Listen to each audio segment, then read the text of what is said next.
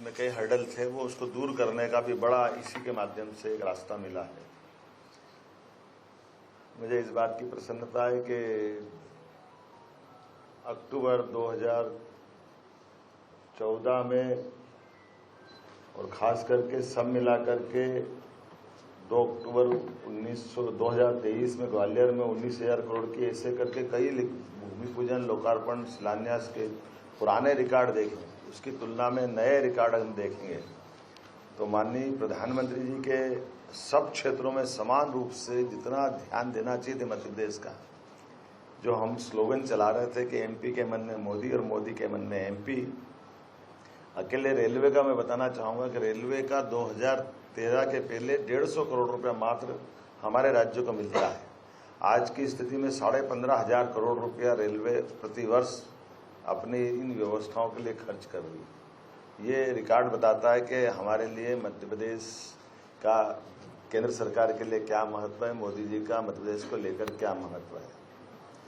IT से लेकर industry तक, इरिगेशन से लगा करके तमाम सभी क्षेत्रों में समान रूप से ध्यान देते हुए जिस प्रकार से माननीय प्रधानमंत्री जी ध्यान दे रहे हैं, ऐसा लग रहा है कि वास्तव में हमारे लिए तो ये सबसे अच्छा स्वर्णिम काल है जब उदारतापूर्वक संसाधन केंद्र सरकार के माध्यम से मध्य प्रदेश को मिल रहा है। चूंकि चुनाव की बेला है और चुनाव की बेला में अभी इसी आचार संहिता के बाद से लगातार 7 अप्रैल जबलपुर, 9 अप्रैल बालाघाट, 14 अप्रैल नर्मदापुरम, 19 अप्रैल दमोह लगातार, और ये अब हमारे यहाँ इसी माह जो कल आने वाले वो 5वीं बार आएंगे। और ये एक सभा थी, लेकिन अभी कल की एक साथ हमारे 2 सभाएं रहेगी, एक सागर में, एक हरदा में और एक रोड शो हमारे यहाँ होने वाला है। कितना अच्छा एक प्रयोग माननीय मोदी जी ने यह भी किया है कि हमारे पास बड़े महानगरों में, मैं जबलपुर में मौजूद था स्वयं, बगैर बोले भी भाजपा का प्रचार कैसे करते हैं ये रोड शो के माध्यम से उनने करके दिखाया है। मेरे हाथ में भी कमल का फूल दिया, उनने भी कमल के फूल का चिन्ह लिया और मुंह से एक शब्द नहीं बोला, लेकिन पूरे रोड शो में कमल के फूल की जो हमारी इस चुनाव में सबसे ज़्यादा प्रचार की जरूरत है, तो ये भी एक कितना एक अनुपम तरीका है कि हमारे रोड शो में अंदर की तरफ घुस करके अपनी बात भी पूरी कर दो और वो आम सभा के लायक सारा तामझाम, भाषणबाजी वगैरह कुछ न करते हुए मौन रूप से भी अपने वोट की अपील करना, ये यूनिक प्रयोग वाकई अद्भुत है। ये हमारे लिए महानगरों की तरफ से तो एक तरह से संदेश भी है कि प्रत्याशी का प्रचार भी हो जाए और भाजपा की बात भी हो जाए, और हमारे लिए ये जो आम सभाओं के लिए जो एक अनावश्यक बड़े महानगरों में कष्ट होता है कि जगह की दिक्कत आती, संख्या की परेशानी आती है, लेकिन चुनाव के दरमियान ये बाकी पार्टियों को भी सीखने लायक प्रयोग है।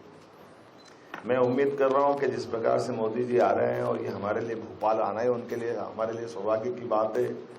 राजा भोज की नगरी, रानी कमलापति की नगरी में भव्य रोड शो भी होगा। ये लगभग 1 किलोमीटर का होगा, जो मालवीय तिराहा रोड से प्रारंभ होकर रोशनपुरा पूरा करते हुए मेजर नानके चौराहे तक खुले रथ में वो जनता का अभिवादन करते हुए इस रोड शो को पूरा करेंगे।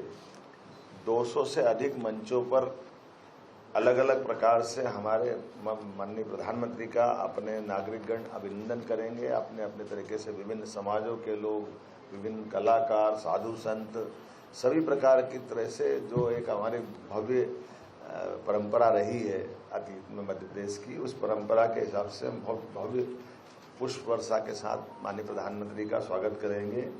और जैसा कि कहा गया है, कांग्रेस ने जो बोलना बोले, उनको भगवा से आपत्ति हो सकती होगी, लेकिन हमने तो कहा कि भगवा के प्रति ऐसी आपत्ति होना, ये इस आपत्ति पे हमारी आपत्ति है। इनके मन में जो होगा होगा, लेकिन हमारे मन में तो भगवा के लिए सदैव युगों युगों से भारत में हमारा अपना भगवा, भारत माता के अगर चिन्ह की कल्पना करें, भारत माता के चित्र की, तो उनके हाथ में ध्वज कौन सा है। और आज कोई भी हमारा देवालय उठा के देख लो, उस पर पताका अगर लहराएगी तो क्या लहराएगी। कोई भी साधु संत घर छोड़ के संन्यास ग्रहण करता है, तो हमारे यहाँ तो सूर्य आधारित संस्कृति है। तो जो त्यागमय संस्कृति है, वैराग्य की संस्कृति है, उदार संस्कृति है, सबको समाहित करने वाली संस्कृति है, इसके प्रति नफरत ये कतई बर्दाश्त नहीं की जाएगी। इसलिए हमने कहा भगवामय ये रोड शो रहेगा। हमारे अपने मन में जो भाव है उसको प्रकटीकरण में हमें कोई संकोच नहीं है। दुल्हन की तरह भोपाल सजेगा, सभी वर्ग की महिलाएं, पुरुष जो आरती उतारते हुए हमारी परंपरा है। हमारी बंगाली समाज की बहनें तो बहुत अच्छे से शंख वादन करके और शंख ध्वनि के साथ, और लक्ष्मी माता की उल्लूक की जो सवारी का दृश्य रहता है वो शंख के साथ एक विशेष ध्वनि से भी अभिनंदन करती है। वो अभिनंदन का दृश्य रहेगा और गगनभेदी मोदी मोदी के नारों के साथ पुष्प वर्षा करते हुए सभी प्रतिष्ठान से आपके सबके माध्यम से अपील कर रहे हैं कि जहाँ जिसके प्रतिष्ठान है वो भी स्वागत करे, वंदन करे, अभिनंदन करे। दुनिया के सबसे लोकप्रिय प्रधानमंत्री हमारे बीच पधार रहे हैं, तो ये हमारे लिए गौरव की बात है, गर्व की बात है। और एक ऐसे प्रधानमंत्री जो जिस ढंग से उन्होंने आर्थिक व्यवस्था से लेकर सब क्षेत्रों में भारत का मान बढ़ाया, सम्मान बढ़ाया।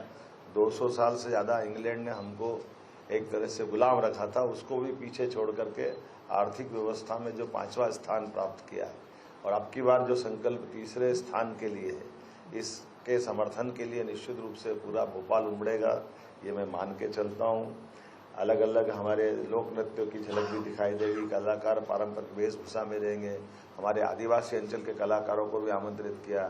ढोल, नगाड़े, बैंड, लेजर बीम, अन्य वाद्य यंत्रों के साथ वो पूरा गुंजायमान होने वाला दृश्य अतीत के काल के प्रवाह में हमको ऐसा लगेगा कि जो महाकवि कालिदास ने कल्पना की थी कि ऐसा लगता है कि ये स्वर्गलोक उतर आया है।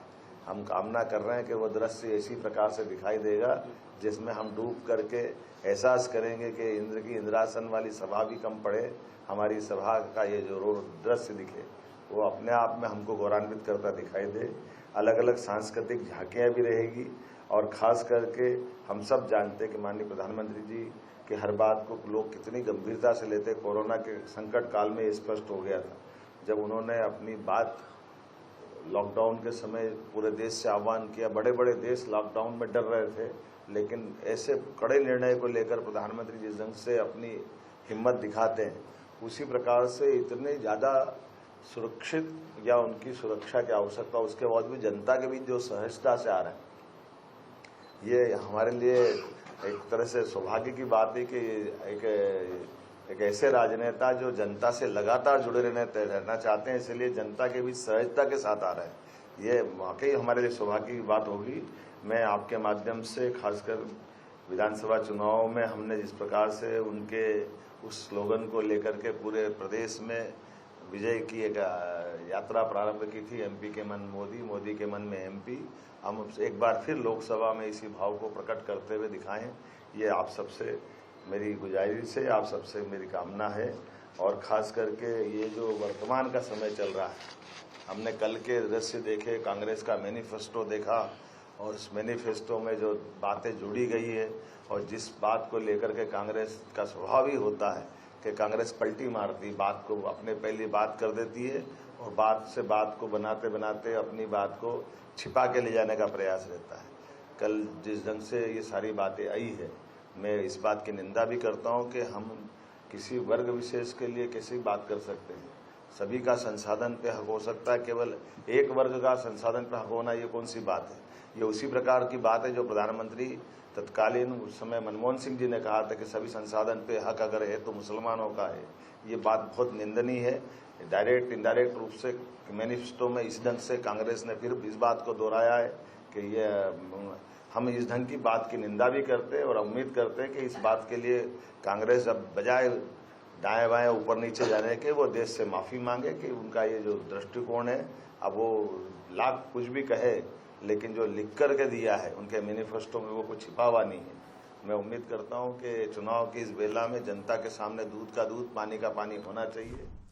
तो मध्य प्रदेश के मुख्यमंत्री डॉक्टर मोहन यादव को इस वक्त आप सुन रहे थे, प्रेस कॉन्फ्रेंस उन्होंने की। दरअसल प्रधानमंत्री नरेंद्र मोदी कल भोपाल में एक बड़ा रोड शो करने जा रहे हैं और ये पहली बार है, तो उसी रोड शो को लेकर किस तरह की तैयारियां हैं, क्या कुछ व्यवस्थाएं रहेंगी, रूट किस तरह से डाइवर्ट रहेंगे, ये तमाम जानकारी इस वक्त मुख्यमंत्री डॉक्टर मोहन यादव दे रहे थे।